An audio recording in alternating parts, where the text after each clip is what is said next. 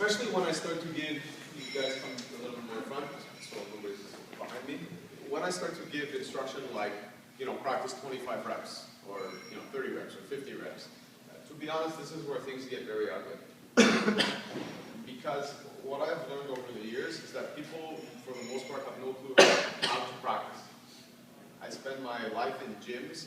This is now the 11th year. So over a decade, being in almost a different gym every week, somewhere in the world, and looking around and seeing people practice. And in some places, I keep going back to the same gyms, and I see people working on the same skills that they were working on last year. And I'll be honest with you, they make very little improvement, next to nothing.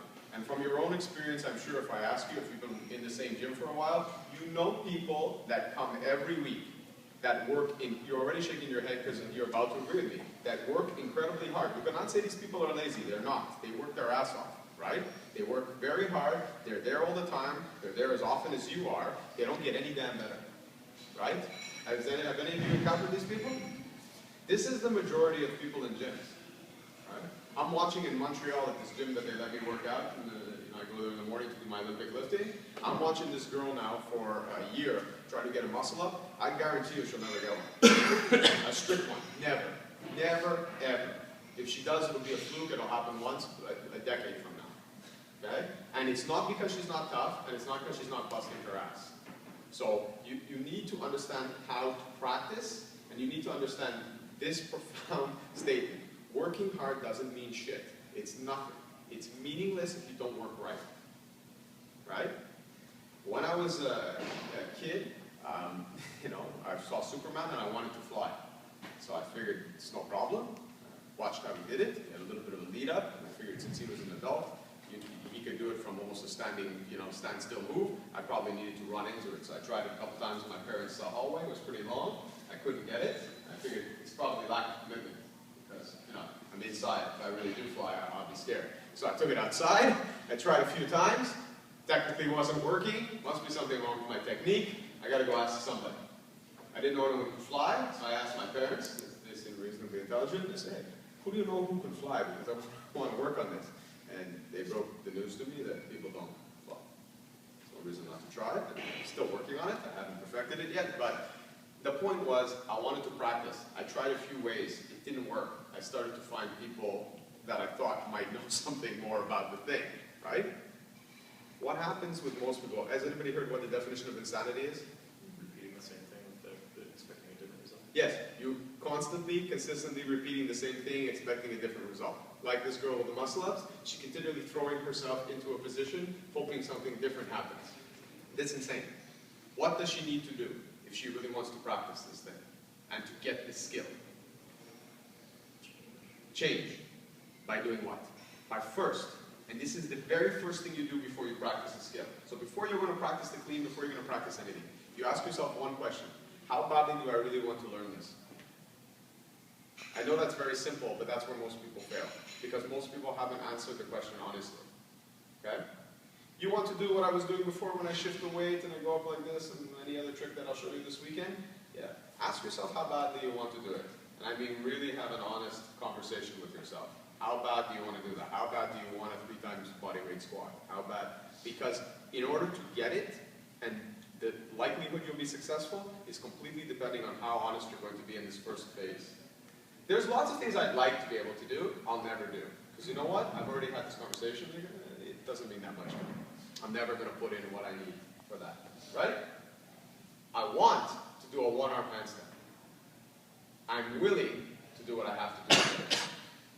So what does that mean? I practice handstands while I'm cooking. I practice handstands moving up and down my hallway, right? I have a coach in Montreal, a circus coach, who's incredible. I go train with her. I do everything she tells me to do in my homework because I've had the conversation and I want to do that. Understand? When you see me doing it, I'll post a video. When you see me, you'll see it's the result of me wanting to do it. Other things that I kind of wanted to do, I thought about it, I got it on that time, and it's not that important, and it doesn't carry over to my other skills, I'll never do it. So first ask yourself, how bad do I really want to do this thing? The second thing, find somebody that can do it well. Ask them what they do. Don't just ask them, actually listen and see. Then try the mechanics, the progressions that they're showing you, and try them. If it's not working for you, ask yourself, is it you or is it them? Did you do it right? Are you performing what they said to perform? Maybe it's you, maybe it's them. If the progressions, you're trying to perform them properly, but they're still not working for you, you've got to find someone else, right? And you have to learn how to do it. And you have to do it with what? With awareness of what you're doing. That girl has no awareness, that's why she keeps throwing herself at the rings.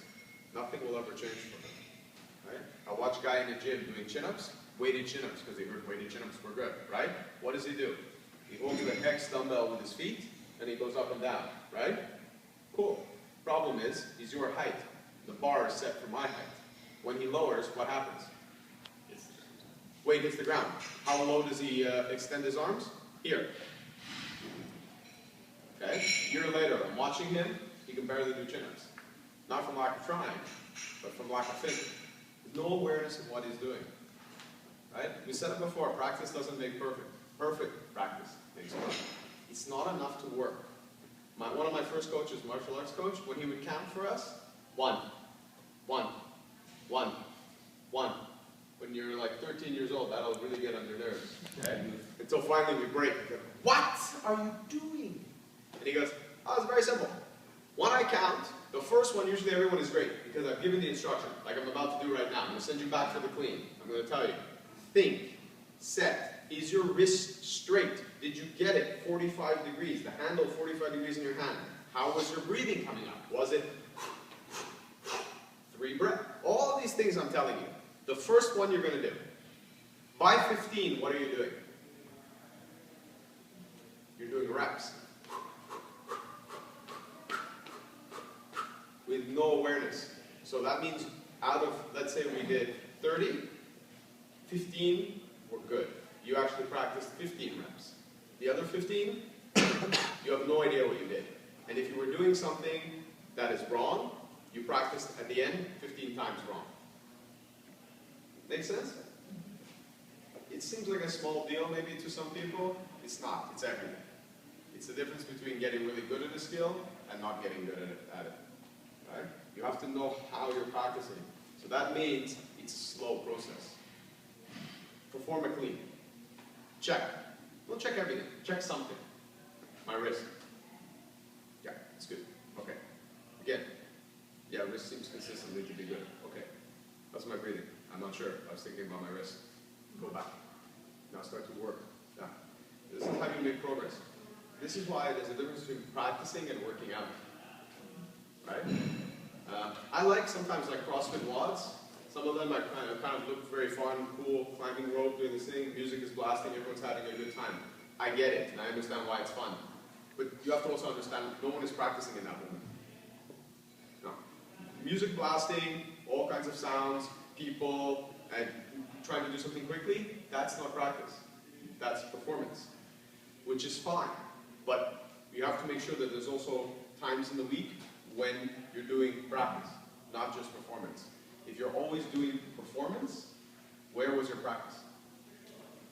Right? Again, the bar is really low because people are not spending enough time practicing. Spend more time practicing and you perform every now and then. Right? Weightlifters. Practice, practice, practice. 1 day a month performance, right? Test. Anything else? Same thing for me. Handstands, kettlebell, everything. Practice, practice, practice, practice. 1 day a month. I do performance. I test to see where I am. How strong my practice is. Does it hold up under the pressure? Okay? But that's a hell of a lot more practice than it is performance. So, I want you to now go back. Grab your kettlebell, but practice 30 reps on the right, 30 reps on the left, with awareness and with some intent.